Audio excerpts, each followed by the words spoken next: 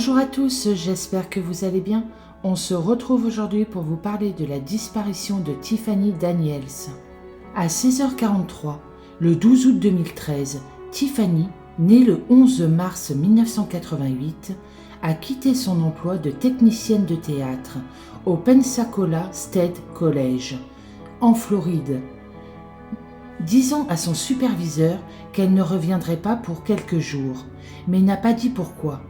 Bien qu'elle soit retournée à la maison brièvement par la suite, la colocataire de Daniels était occupée avec une conversation téléphonique et ne l'a pas vue. Elle n'a pas été revue depuis. Parce qu'elle avait dit à son superviseur qu'elle prendrait un congé, Tiffany n'a pas été signalée disparue avant la fin de la semaine, après qu'elle n'ait pas pu retourner au travail. Ses amis et sa famille n'étaient pas au courant des plans qu'elle aurait pu faire pour expliquer son absence. La colocataire de Tiffany a également signalé qu'elle était partie inhabituellement tôt pour le travail ce jour-là, après une activité étrange encore plus tôt ce matin-là. Une caméra de sécurité sur le pont de Pensacola Beach, reliant les îles Gulf et Santa Rosa, a enregistré sa voiture traversant le pont près de 3 heures après avoir quitté le travail. 8 jours après sa disparition, le véhicule a été retrouvé sur un parking de Pensacola, avec son vélo, son sac à main, son téléphone portable. Les habitants de la région ont déclaré que la voiture n'était là que depuis quelques jours et ont déclaré avoir vu un homme non identifié autour d'elle.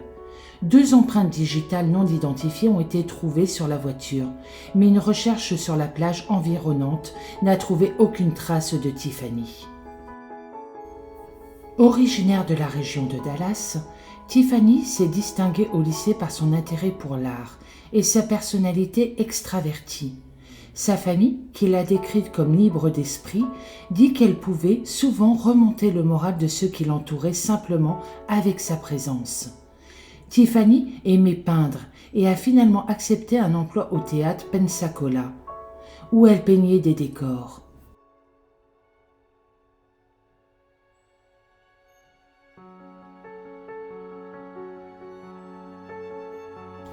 Lorsqu'elle n'était pas au travail, Tiffany profitait des attractions culturelles et naturelles de Pensacola. Dans le centre-ville de la ville, près de son travail, elle organisait et assistait souvent à des soirées blues. Et elle dansait, elle adorait ça. De sa maison à une courte distance du pont Bob Sick jusqu'à l'île Santa Rosa, dans le golfe du Mexique, elle faisait souvent de la randonnée ou du vélo dans les dunes. Elle s'était fait tatouer 4 images au sommet de ses pieds, montrant la croissance d'une plante et la floraison. Malgré le bonheur qu'elle avait dans sa vie, Tiffany a eu des problèmes financiers. Ses parents ont déclaré qu'à l'été 2013, ils avaient remarqué qu'elle avait l'habitude de payer le loyer d'une série de colocataires qui n'étaient pas enclins ou incapables de payer leur part. En juillet de la même année, après le départ d'un autre, elle a fait une annonce sur Craigslist pour un nouveau colocataire. Gary Nichols, le père de 54 ans d'un de ses amis qui se séparait de sa femme et voulait vivre près de son travail, a répondu à l'annonce de Tiffany et a aménagé. Les parents de Tiffany étaient inquiets car elle partage un logement avec un homme, plus de 2 fois son âge, mais il était capable de payer sa part des factures et les deux avaient des intérêts similaires. Tiffany aimait aussi le vélo et suivait un régime similaire. Le 11 août, Tiffany a commencé la journée avec un petit déjeuner d'adieu pour son petit ami, qui avait été accepté dans le programme d'études supérieures en robotique de l'Université du Texas à Austin. Il l'avait encouragée à s'y installer avec lui, mais elle s'y était opposée. Les amis de Tiffany ont dit que même si elle l'aimait toujours et voulait continuer la relation, au point de faire des plans pour lui rendre visite plus tard, elle n'était pas encore prête à quitter Pensacola. Après le petit déjeuner, il partit. Une amie de Tiffany se souvient qu'elle était légèrement déprimée pour le reste de la journée, mais cela a été tempéré avec l'enthousiasme pour une visite ultérieure à Austin, une ville à laquelle ses amis pensaient qu'elle pourrait facilement s'adapter. Tiffany et le département de théâtre devaient commencer à préparer les décors d'une production. Cet automne, cette nuit-là, Elle et Nicole ont décidé de regarder Monty Python et le Saint Graal, le film sur lequel cette comédie musicale est basée, pour s'inspirer et se détendre. Après quoi, les deux se sont retirés dans leur chambre car ils devaient, tous les deux, travailler le lendemain. À 5 heures du matin, Nichols se souvient avoir entendu la porte de la maison s'ouvrir et se fermer plusieurs fois. Il regarda à l'extérieur de sa chambre, pensant que ce pourrait être Tiffany, mais ne la vit pas. Lorsque Nichols s'est levé plus tard et est parti travailler vers 7 heures du matin, la voiture de Tiffany, une Toyota 4Runner grise, n'était plus là. Il supposa qu'elle aussi était allée travailler. Mais les parents de Tiffany, cependant, disent qu'il était inhabituel pour elle de se lever tôt. Dans les situations où elle devait le faire, elle ne partait généralement que juste avant l'heure à laquelle elle devait être, où que ce soit. Tiffany est arrivée au travail à temps pour le début de ses sets de peinture. Elle a demandé à son superviseur si elle pouvait partir un peu plus tôt ce jour-là, et lui a également fait savoir qu'elle prendrait un congé, peut-être toute la semaine, mais n'a pas expliqué pourquoi, à part des choses dont elle devait s'occuper. Il a acquiescé. Elle est donc partie de son travail à 7h43. Elle quitta le théâtre et depuis, malheureusement, personne ne l'a revue. Cette nuit-là, Nichols s'est inquiétée lorsque Tiffany n'était pas rentrée chez lui, à 22h. Elle n'a pas répondu à ses appels. Il a appelé alors sa fille Noël, qui lui a dit de ne pas s'inquiéter, car Tiffany était adulte et pourrait vouloir sortir avec des amis. Il fut d'accord avec elle et alla se coucher. Nichols a de nouveau tenté d'appeler Tiffany alors qu'elle n'était pas revenue le lendemain matin, mais de nouveau n'a pas pu la joindre. Ce soir-là, il est revenu et a constaté que l'électricité de la maison avait été coupée. Il a supposé que sa colocataire n'avait pas payé sa part et a de nouveau appelé sa fille pour l'informer que Tiffany n'était toujours pas revenue. Cette fois, elle lui a suggéré de contacter ses parents, ce qu'il a fait par un message privé sur Facebook.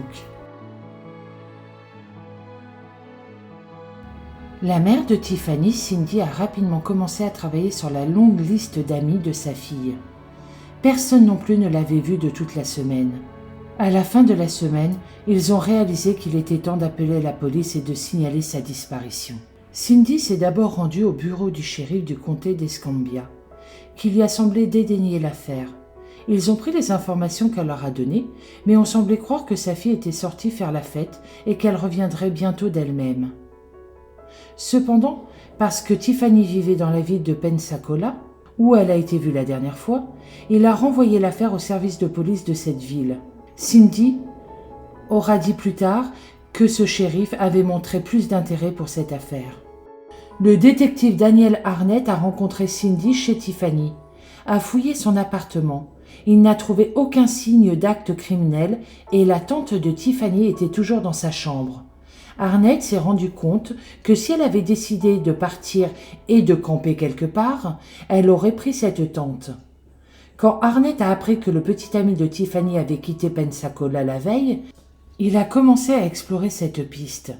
Il avait appelé Tiffany à son arrivée à Austin le 11, mais pas du tout le 12. Il s'est montré coopératif et a fourni des empreintes digitales et des échantillons d'ADN, et ses relevés de téléphone portable ont montré qu'il avait effectivement été dans la région d'Austin tout le week-end, suggérant qu'il n'était pas secrètement retourné à Pensacola. L'enquête a cependant révélé qu'à un moment donné, après son départ anticipé du travail, Tiffany est brièvement retournée chez elle. Nichols était présent à ce moment-là et parlait au téléphone avec sa propre petite amie hors de l'état, mais ne se souvient pas de sa présence.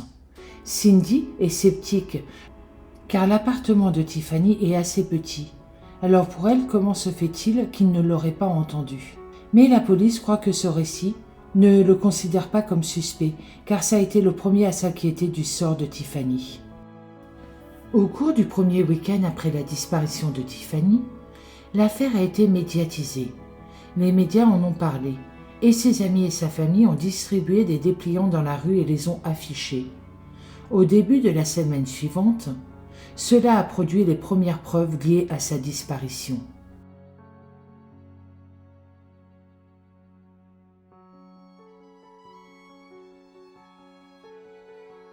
Un jogger qui était également un ami de la famille de Tiffany a reconnu le Cat Runner de Tiffany dans un parking de Park West à Pensacola Beach, près de Fort Pickens, à l'extrémité ouest de l'île de Santa Rosa, le 20 août, 8 jours après sa disparition. Elle était souvent allée faire de la randonnée dans les dunes voisines. Malgré les avertissements de sa mère de ne pas aller seule à la plage, Cindy dit que la découverte de la voiture là-bas lui a suggéré que quelque chose de terrible était arrivé à sa fille. À l'intérieur se trouvait le vélo de Tiffany, son téléphone portable, son sac à main avec son portefeuille, des vêtements, des peintures, une cruche d'eau et un pot de beurre de cacahuète.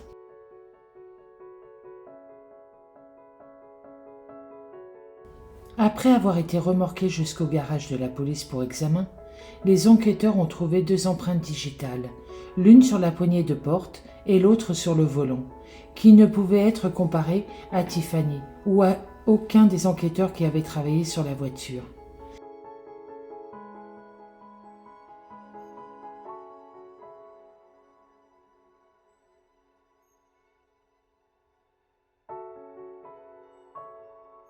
Un résident a déclaré que la voiture n'était pas là il y a 2 jours. 2 autres résidents ont déclaré avoir vu un homme sortir de la voiture plus tôt dans la journée. Pour établir quand la voiture avait été conduite sur l'île, Arnett a examiné les images des caméras de sécurité des postes de péage. La seule liaison routière entre Pensacola et l'île. Ils ont montré que le 4 Runner avait franchi les péages à 19h51, le soir où Tiffany avait disparu. Il n'a pas été possible de déterminer à partir des images si elle conduisait la voiture. La voiture restera dans la fourrière de la police, pour son contenu intact au cas où de nouvelles informations seraient révélées pour lesquelles elle pourrait être pertinente. La question restait de savoir si quelqu'un avait vu quelque chose ou quelqu'un qui aurait pu laisser la voiture sur le parking où elle avait été trouvée. 2 grands complexes résidentiels desservant la population estivale de l'île lui sont adjacents. Il était possible que quelqu'un ait vu quelque chose. Les amis et la famille ont de nouveau fait circuler des dépliants dans la région et ont sondé les résidents, mais n'ont trouvé aucune piste.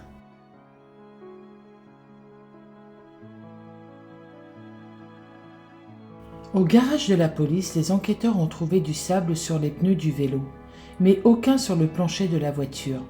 Cela a suggéré à Arnett la possibilité que Tiffany était allée faire une balade à vélo sur la plage ce soir-là.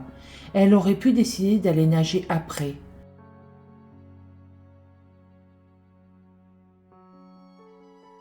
Un de ses amis a noté que la pluie de météores, des perséides, se produisait à ce moment-là. Il a dit que c'était le genre de choses qu'elle aurait peut-être décidé de regarder sur la plage. Si elle l'avait fait, il était possible qu'elle se soit noyée. Cependant, aucun corps n'a été retrouvé sur le rivage. Et comme dira Arnett, l'enquêteur, il est généralement peu courant qu'un corps ne revienne pas sur le rivage. Il était également possible que Tiffany ait rencontré un accident, ou malheureusement une personne qui lui voulait du mal. Cependant, il n'y avait aucun moyen d'en être sûr. L'île de Santa Rosa mesure environ 80 km de long, et la police n'avait pas assez d'effectifs pour fouiller même ses plages et encore moins les dunes, couvertes de végétation dense à certains endroits. Le week-end suivant la découverte de la voiture, une organisation bénévole fondée à la suite de l'affaire Polyclass, en coordination avec la police locale et le US National Park Service, qui a juridiction sur la National Seashore, a fouillé une grande partie de l'île avec des humains et des chiens de recherche. Quelques fragments de vêtements et bijoux ont été retrouvés, mais ils n'appartenaient pas à Tiffany.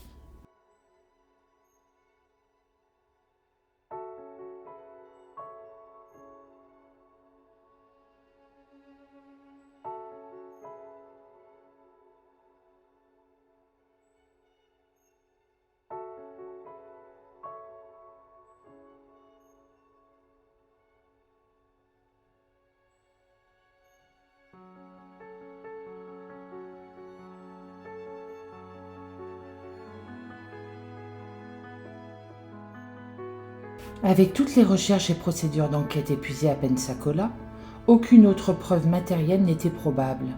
Les amis et la famille de Tiffany ont créé une page Facebook pour approfondir la recherche et se sont retrouvés occupés à trier les nombreux conseils qui ont d'abord afflué. L'un d'un commis de dépanneur qui a affirmé l'avoir vu plusieurs jours après sa dernière apparition. Semblait crédible au début, alors qu'il se souvenait de ses tatouages de pied. Cependant, les images de la caméra de sécurité du magasin pour ce jour-là n'ont montré aucune preuve que Tiffany aurait pu être là. Plusieurs mois après la disparition de Tiffany, en janvier 2014, la page Facebook a rapporté ce que ses parents considéraient comme un rapport plus crédible qu'une observation ultérieure. Une femme qui travaillait comme serveuse dans un restaurant de métairie en Louisiane à l'extérieur de la Nouvelle-Orléans a rapporté que peu de temps après la disparition, elle avait vu une femme correspondant à la description de Tiffany, entrer avec 2 autres femmes, l'une à peu près du même âge et l'autre plus âgée. Les jeunes femmes se comportaient étrangement, portant toutes 2 des chemises à manches longues, malgré le temps chaud, en ne regardant jamais la serveuse dans les yeux. La plupart du temps, il semblait laisser la femme plus âgée parler pour le groupe. Lorsque la serveuse a dit à l'une des jeunes femmes qu'elle ressemblait à cette femme qui était portée disparue, en Floride, le groupe s'est levé et est parti. En allant sur place, les enquêteurs se sont aperçus que les caméras de vidéosurveillance ne marchaient pas à ce moment-là. On va dire comme de par enchantement. Donc malheureusement, personne n'a pu corroborer la version de la serveuse. Les parents de Tiffany croient fermement que c'était elle, pour 2 raisons. La première était que mettre ses manches sur ses mains était quelque chose qu'elle faisait fréquemment, quand elle avait froid. Deuxièmement, la serveuse a rappelé que la femme qui ressemblait à Tiffany avait, en parcourant les soupes au menu, demandé si l'une d'entre elles avait utilisé un bouillon de poisson ou de poulet. Cindy s'est souvenue d'un incident similaire lorsqu'elle avait mangé au restaurant avec sa fille et que le restaurant avait remplacé le bouillon de poulet dans la soupe de Tiffany car il n'y avait plus de bouillon de poisson. Une différence que Tiffany pouvait savoir car elle était végétarienne et évitait normalement tout à base de poulet. C'est vrai qu'on peut penser comme les parents, sachant que ça fait beaucoup de coïncidences quand même. Une jeune fille qui disparaît, qui est végétarienne, je pense pas qu'il y en ait beaucoup.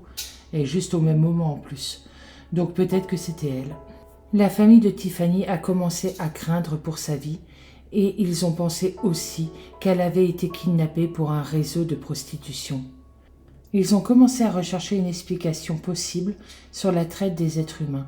Ils ont vu des similitudes possibles entre le cas irrésolu de leur fille Tiffany et celui d'une autre femme qui avait récemment été droguée et enlevée dans la ville voisine de Panama et emmenée à la Nouvelle-Orléans par 2 hommes qui ont dit qu'elle devait travailler comme prostituée.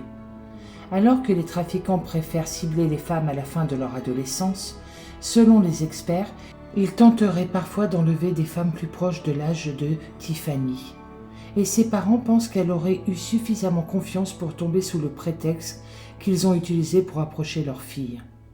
L'Interstate 10 qui traverse Pensacola et la Nouvelle-Orléans a été décrite comme l'une des principales routes de trafic aux États-Unis. Arnett, l'enquêteur, affirme toutefois n'avoir trouvé aucune preuve pour étayer la théorie du trafic, bien qu'il nuance cela en disant que la police n'a rien statué. Plusieurs années après, plusieurs observations d'elle ont été signalées le long de l'Interstate 10. Une théorie est qu'elle est devenue une victime de la traite des êtres humains. La police recherche actuellement dans ce sens-là, mais malheureusement, ils n'ont encore aucune piste.